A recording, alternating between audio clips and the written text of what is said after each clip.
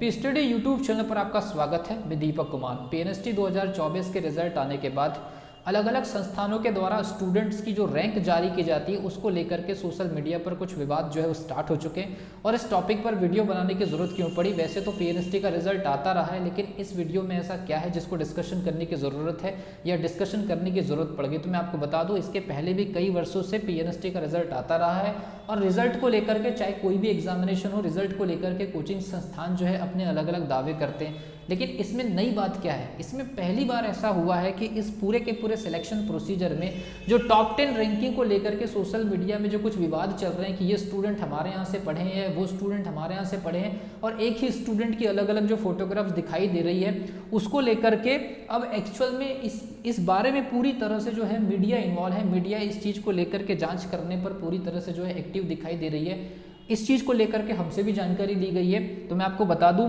कि पूरा का पूरा मैटर क्या है। अगर आप एक स्टूडेंट है, आपने एग्जामिनेशन दिया है या नेक्स्ट टाइम अगर आप एग्जामिनेशन देंगे तो ऐसे मैटर की वजह से स्टूडेंट का क्या लॉस होता है या स्टूडेंट की जो मिस्टेक होती है और कैसे एक स्टूडेंट का अलग अलग जगह फोटो पहुंच जाता है उसको लेकर के बात करेंगे। आप याद रखिए, जब कभी भी आप एग्जामिनेशन देते हैं तो आप अपने नंबर्स या अपने जो स्क्रीनशॉट है, अपना नाम या फोटोग्राफ्स अगर कहीं शेयर करते हैं तो कोशिश कीजिएगा कि आपने जहाँ से लिटरली स्टडी किया है या एक्चुअल में आपने स्टडी किया है उनको ही आप शेयर करिए। अब इस वीडियो में हम समझने की कोशिश करेंगे कि ये विवाद के पीछे मेन कारण क्या होता है या ऐसा जो पूरा का पूरा जो सिस्टम है लोग कैसे ऑपरेट करते हैं इसको समझने की कोशिश करेंगे, क्योंकि मीडिया के द्वारा या पत्रकारों के द्वारा इन सब चीज़ों के ऊपर जो जांच है जो गहन तरीके से की जा रही है और इसमें हो सकता है कि आगे जाकर के ये जो मैटर है थोड़ा सा बड़ा बन सकता है। समझने की कोशिश करेंगे। पीएनएसटी 2024 का रिजल्ट आता है। टॉप 10 रैंकिंग में से कुछ स्टूडेंट्स की फोटो अलग अलग संस्थानों के द्वारा जो है वो वायरल होती है। वायरल होने को लेकर के स्टूडेंट अपने जो व्हाट्सएप ग्रुप्स होते हैं उसमें डिस्कशन करते हैं कि ये स्टूडेंट तो शायद उस संस्था से, ये स्टूडेंट तो शायद बैच ही परचेस नहीं करें कहीं से, और शायद हो सकता है कि उन स्टूडेंट को भी शायद पता ना हो अगर वो देख रहे हो तो इसमें सबसे बड़ा डिस्कशन का मैटर ये कि इस पूरे के पूरे विवाद में पूछताछ के रूप में मीडिया से संबंधित जो लोग हैं वो इन्वॉल्व हो रहे हैं धीरे धीरे। इसलिए एक स्टूडेंट होने के नाते आपके पास में क्या अवेयरनेस होना बहुत ज़रूरी है। तो याद रखिए टॉप 10 रैंकिंग, क्योंकि आप देखिए जब कभी भी कोई रिजल्ट आता है तो उसमें जो कुछ भी विवाद होता है खासतौर पर रैंक को लेकर के कोचिंग संस्थानों के द्वारा किए जाने वाले दावे या उनकी जो छापी जाने वाली जो फोटोज़ होती है उसको लेकर के विवाद हमेशा टॉप 10 या टॉप 25 के आसपास ही होता है। उसके बाद की जो रैंक होती है उसके ऊपर तो कोई बात ही नहीं करता। समझने की कोशिश करेंगे और जानकारी भी देंगे कि ये सब चीज़ें कैसे हो जाती है और स्टूडेंट को इन सब चीज़ों से बचने का क्या उपाय है। तो इसमें मीडिया इस बार इन्वॉल्व हो गई है। इसके पहले मैंने भी कभी नहीं देखा कि अगर कोई नॉर्मल एग्जामिनेशन का रिजल्ट आ जाता है तो उसमें रैंक को लेकर के या सिलेक्शन प्रोसीजर को लेकर के ज़्यादा कोई पूछताछ नहीं होती कि किसी कोचिंग इंस्टीट्यूट का अगर एक स्टूडेंट का फोटोग्राफ्स अगर 4 लोगों ने छाप दिया तो हो सकता है स्टूडेंट ने अलग अलग टाइमिंग में अलग अलग रिसोर्सेज से उन सभी कोचिंग संस्थानों से हेल्प लिए होंगे। तो ऐसा पॉसिबल है कि एक पर्टिकुलर स्टूडेंट 4 जगह से जुड़ा हो तो 4 जो संस्थान है उनका फोटो छाप सकते हैं। लेकिन इसमें मीडिया का इन्वॉल्व होने का मतलब इस चीज़ को जांच करना नहीं है कि वो 4 जगह से पढ़े हैं या नहीं पढ़े हैं। वो जांचना चाहते हैं कि एक्चुअल में जब कोचिंग संस्थान बढ़ा चढ़ा करके प्रचार करते हैं तो उसके पीछे की रियलिटी क्या है, वास्तव में उस स्टूडेंट का कोई कनेक्शन रहा भी है या नहीं है, या फिर कोचिंग संस्थानों ने किसी इलीगल तरीके से उन स्टूडेंट को बिना बताए उनकी फोटोग्राफ छाप दी है अपने फेक एडवर्टाइजमेंट के लिए। याद रखिए मीडिया का इन्वॉल्वमेंट अगर हुआ है तो ये जो जांच है ये अंदरूनी लेवल पर बढ़ेगी, तेज़ी से बढ़ेगी। अगर आपसे कहीं भी कोई भी पूछताछ वगैरह होती है कि आपने किस संस्थान से पढ़ा है तो आप वही चीज़ बताइए जो एक्चुअल में वास्तविकता के रूप में आपने स्टडी के रूप में किसी संस्थान से जुड़े रहने या नहीं जुड़े हैं तो आप सेल्फ स्टडी जो है बता सकते हैं। अब बात करते हैं कि ये कैसे पॉसिबल हो सकता है। सबसे बड़ी बात है कि कैसे पॉसिबल हो सकता है और ऐसा सब कुछ मैटर एक्चुअल में हर साल आता क्यों है, और इस बार कुछ हो सकता है ज़्यादा हुआ होगा इसलिए मीडिया की नज़र में आ गया तो मीडिया इसमें इन्वॉल्व हो रही धीरे धीरे। और अंदरूनी लेवल पर ये जो है एक प्रकार से सोशल मीडिया के पूरे जितने भी फैक्ट स्टूडेंट बता रहे हैं उसको लेकर के सोशल मीडिया की जानकारी के आधार पर अब जो है जांच ये बढ़ेगी।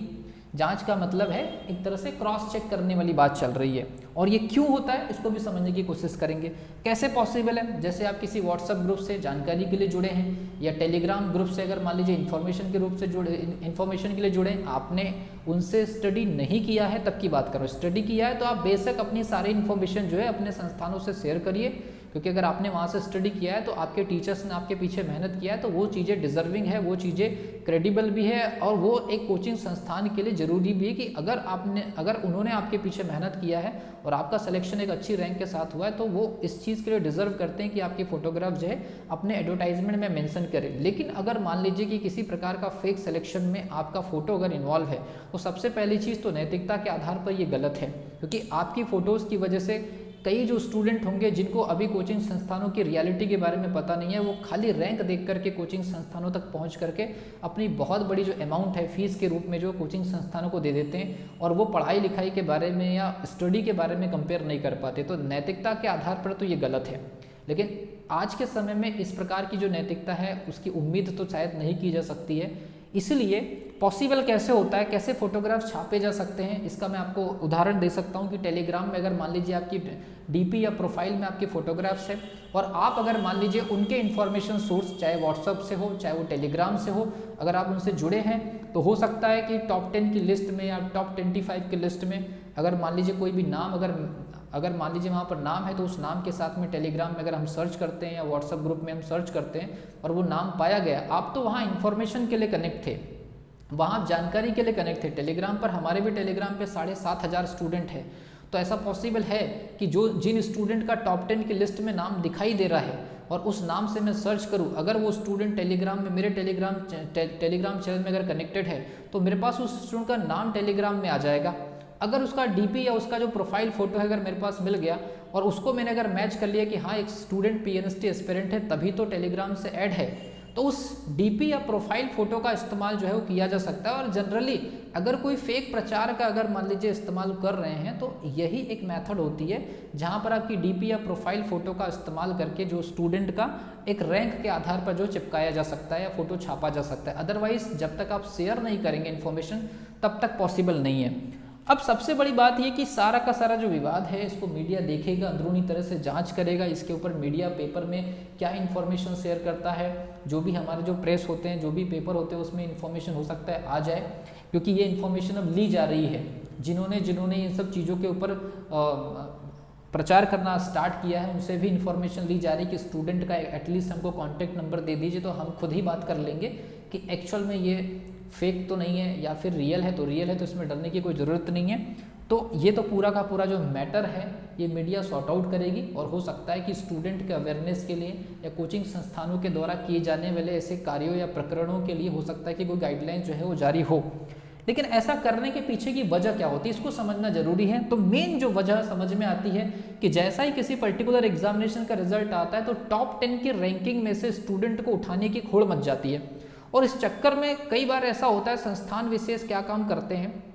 कंपेयर नहीं कर पाते, जल्दीबाजी में फोटो छाप देते हैं। अगर उनके पास में अगर मान लीजिए नहीं भी थोड़ा सा एक टेस्ट सीरीज भी ज्वाइन करे तो तुरंत छाप देते हैं। तो कई बार होता है कि स्टूडेंट अलग अलग जगह से किसी न किसी स्टडी सोर्स से जुड़े होने की वजह से अलग अलग जगह दिखाई देते हैं, तो इसमें कोई प्रॉब्लम नहीं। अगर 4 जगह से पढ़ाई की है तो चारों जगह या चारों संस्थानों को ये अधिकार है कि वो अपने जो प्रचार में उनका इस्तेमाल कर सकते हैं। लेकिन इंटेंशन का मैटर है, यहाँ पर इंटेंशन का मैटर है कि इसके पीछे की मेन वजह क्या होती है। तो इसके पीछे की मेन वजह यह है, जैसे पीएनएसटी को अगर हम कोरिलेट करें तो पीएनएसटी 2025 का जब एग्जामिनेशन होगा तो संस्थान विशेष कोई भी होगा वो अपना बैच ज्वाइन करेंगे, चाहे ऑनलाइन ज्वाइन कराए या ऑफलाइन जो है स्टार्ट करेंगे। तो जब बैच को जब स्टार्ट करेंगे तो उन्हें पता होता है कि एक जो भीड़ है जिसे अभी कुछ नहीं पता है, जो कि 12th क्लास पास आउट होकर के जस्ट कोचिंग में इंटर करने वाले हैं, और जो स्टूडेंट पढ़ करके निकल गए उनको आपने क्या पढ़ाया नहीं पढ़ाया वो दोबारा पलट करके तो नहीं आने वाले हैं, या वो दोबारा अगर आपने ठीक से नहीं भी पढ़ाया तो उनके पास इतनी फुर्सत नहीं रह गई कि वो दोबारा पलट करके आपको गाली देने वाले हैं या कोई उटपटांग आपको कमेंट करने वाले हैं। तो ये कोचिंग संस्थानों को बहुत अच्छे से पता होता है कि जिनको हमने ठीक कंटेंट नहीं भी दिया है तो वो पलट करके तो जवाब नहीं देंगे, लेकिन अगर कहीं से हमको 2-3 रैंक अगर कहीं से मिल रही है, उस मौके की तलाश में हर कोई रहता है, उस मौके की तलाश के चक्कर में rank 1, rank 2, rank 3, rank 10, rank 20 तक के कहीं से भी कोई स्टूडेंट को उठाया जाए और उसकी फ़ोटो जो है एकदम पूरी तरह से वायरल कराई जाए या छापी जाए। और ये अलग अलग स्तर पर चलता है, ऑफलाइन स्तर पर अलग चलता है, ऑनलाइन स्तर पर अलग चलता है, सोशल मीडिया लेवल पर अलग चलता है। और मेन जो टारगेट होता है, ये जो बिल्कुल अवेयर भीड़ नहीं है, इस भीड़ को कुछ भी नहीं पता, ये 12वीं क्लास से डायरेक्टली कोचिंग संस्थानों की तरफ भागने वाली जो भीड़ है उन्हें कुछ भी नहीं पता है कि उनके सामने जो एडवर्टाइजमेंट रखा गया है उसकी क्या रियलिटी है। तो ये जो बड़ी भीड़ है जिसको परीक्षा के बारे में भी पूरी जानकारी नहीं है, तो जितना ज़्यादा दिखावा और जितनी ज़्यादा ऊंची आवाज़ करके अगर कोई इस चीज़ को प्रचार करके प्रचारित कर सकते हैं, ये भीड़ उस तरफ ज़्यादा अट्रैक्ट होती है, क्योंकि इनको अभी नहीं पता है। 1 साल बाद जब ये 25,000, 30,000, 40,000, 50,000, 20,000 जितनी भी फीस स्ट्रक्चर होती है, उस फीस स्ट्रक्चर के 1 साल के उस पढ़ाई के सिस्टम से जब निपट जाएंगे, या उनके साथ भी जब हादसा हो जाता है तो वो भी पलट के दोबारा नहीं आएंगे, उसके बाद एक नया बैच आएगा। तो ये प्रोसीजर जो है ये कंटिन्यूसली चलते रहती है, और लोग पूरी निडरता के साथ इस पूरे के पूरे प्रकरण को बड़े आराम से हर साल अंजाम देते हैं। स्टूडेंट जिसको कुछ पता नहीं है वो आएगा, वो फीस जमा करेगा, साल भर पढ़ाई करेगा, उसको पढ़ाई के नाम पर क्या मिलने वाला है वो तो बाद का मैटर है, क्योंकि आजकल सिस्टम ये हो गया कि एडवांस फीस जमा होती है। तो इस पूरे के पूरे प्रकरण का, इस पूरे के पूरे सिस्टम का इस प्रकार से फ़ायदा उठाया जाता है कि नया बैच आ रहा है उनके लिए इन द सेंस ये जो नई जो पीढ़ी आ रही है 12th के बाद, जिनको पीएनएसटी का या कोई भी एग्जामिनेशन की प्रिपरेशन करनी है, इनको किसी भी प्रकार की जानकारी नहीं है, और न ही स्कूलों में इन सब चीज़ों की कोई अवेयरनेस जानकारियाँ या इनके ऊपर कोई प्रोग्राम चलाया जाता है। अगर प्रोग्राम होते भी है स्कूल में तो यही कोचिंग संस्थान वाले जाकर के इन स्टूडेंट को मोटिवेट कर रहे होते हैं। तो पहले से इन स्टूडेंट के दिमाग में एक प्रकार का पहले से एक फेवर बना होता है कि हमको 12th के बाद अगर कोचिंग जाना है तो वहाँ जाना है, लेकिन उस कोचिंग की रियलिटी, उस कोचिंग में पूरा का पूरा स्टडी पैटर्न तो उनको 6 महीने 8 महीने के बाद समझ में आता है। तब तक वो फीस जमा कर चुके होते हैं, तब तक टाइम भी आपके पास में नहीं होता है, तब आपको फाइनली एग्जामिनेशन देना होता है। अगर आपके साथ में आपका रिजल्ट अगर नहीं आता है तो आपको वो संस्था छोड़ करके या तो दूसरे एग्जामिनेशन पे स्विच करना होता है, दूसरी कोचिंग की तरफ स्विच करना होता है। तो ये पूरा का पूरा जो सिस्टम है जो अभी दिखाई दे रहा है, जिसके ऊपर बहुत चर्चा चल रही है, बहुत खोजबीन चल रही है, तो ये याद रखिए इसके पीछे का जो मेन जो कारण है ये अगली बैच है, और अगली बैच को तैयार करने के लिए जितने भी प्रकार के कदम उठाए जाते हैं कोचिंग संस्थानों के लिए, उसके पीछे का एक मेन कारण है। लेकिन इस बार ये कुछ ज़्यादा ही हाईलाइट होते हुए दिखाई दे रहा है। इसलिए स्टूडेंट अगर मान लीजिए आप है तो अपना स्क्रीनशॉट, अपना रिजल्ट, अपना नाम, अपना नंबर, अपने फोटोग्राफ्स आप वहीं शेयर करिए जहां पर आपने रियली वास्तविक रूप से स्टडी किया है, ताकि उसी कोचिंग संस्थान को ये एक अथॉरिटी मिलनी चाहिए कि आपने एक्चुअल में वहाँ स्टडी किया, क्योंकि उनकी पूरी की पूरी मेहनत जो है वो साल भर लगी होती है, तो उन्हें आपके एडवर्टाइजमेंट करने का जो है एक नैतिक अधिकार रहता है। लेकिन अगर आपके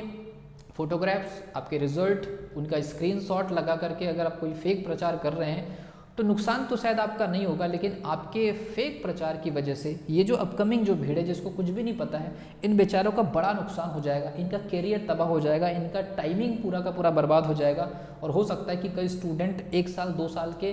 स्टडी के फ्रस्ट्रेशन में कई बार होता है कि लाइन चेंज कर देते हैं, अपना पूरा का पूरा कैरियर तबाह कर लेते हैं। तो इसलिए आप जैसे जो स्टूडेंट है अवेयर होने के लिए ये वीडियो को स्पेशली बनाया गया है। इसमें और भी कुछ अपडेट आने वाली है, आगे आने वाले समय में हो सकता है कि कुछ बड़ा मैटर बने,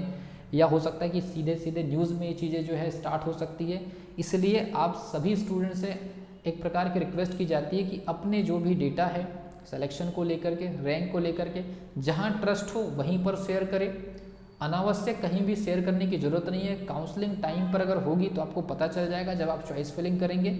बट आप अपने डेटा को जो है, अगर आपको पता चल जाता है कि आपके डेटा के साथ छेड़छाड़ हुई है या आपके जो पूरा का पूरा जो रिजल्ट है उसको प्रचार का हिस्सा बनाया गया है, तो आपको इस चीज़ के लिए ज़रूर आवाज़ उठानी चाहिए, क्योंकि ये मैटर अब आपसे रिलेटेड तो भले नहीं दिख रहा है, लेकिन ये अपकमिंग जो भीड़ है इनको तबाह करने वाला है। और आगे इसके ऊपर कोई भी अपडेट आती है तो मैं इसके ऊपर वीडियो ज़रूर बनाऊंगा। तब तक के लिए wish you all the best.